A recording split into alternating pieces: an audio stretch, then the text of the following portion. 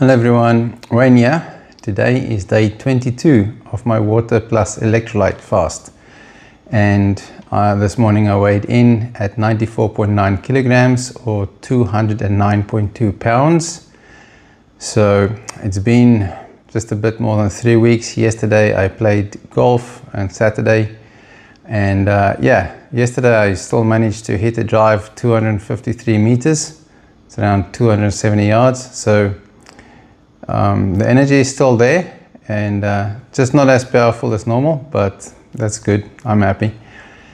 I've had many questions regarding how will I eat after my fast when I'm finished. I'm not sure when I'll be finished, but I'll have a quick discussion around that. The first thing that I'm talking about is refeeding. So when we go into a long-term fast, before I go on, this is not medical advice. Please seek medical advice, okay? I'm not a doctor.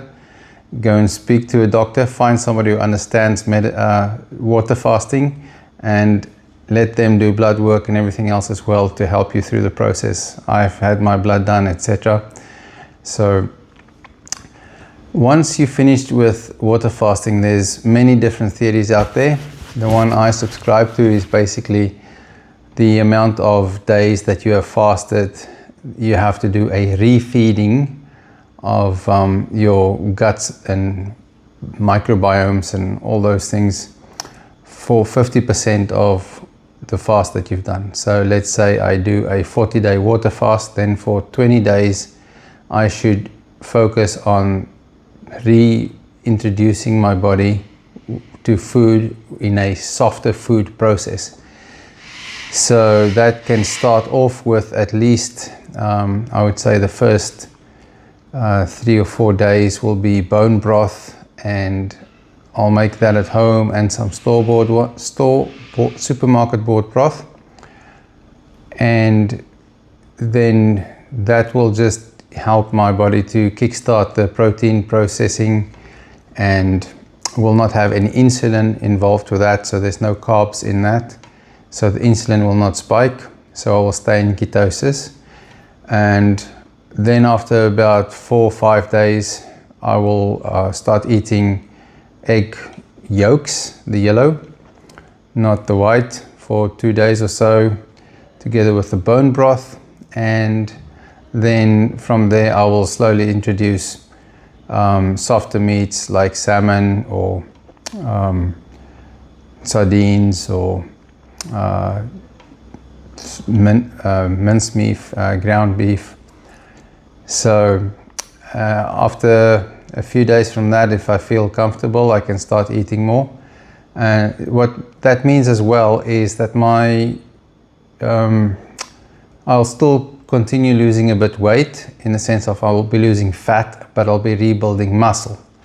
So even if the weight stays the same and I'm losing fat, I'm still comfortable with that. And once I'm finished with the refeeding, my plan is to continue for the next 6 months carnivore diet. So that will be 0 carbs, no breads, vegetables, fruit, anything like that. For 6 months I want to continue with the carnivore diet. If you're not familiar with that, go and research that. Dr. Chafee is a very familiar or popular doctor on that. And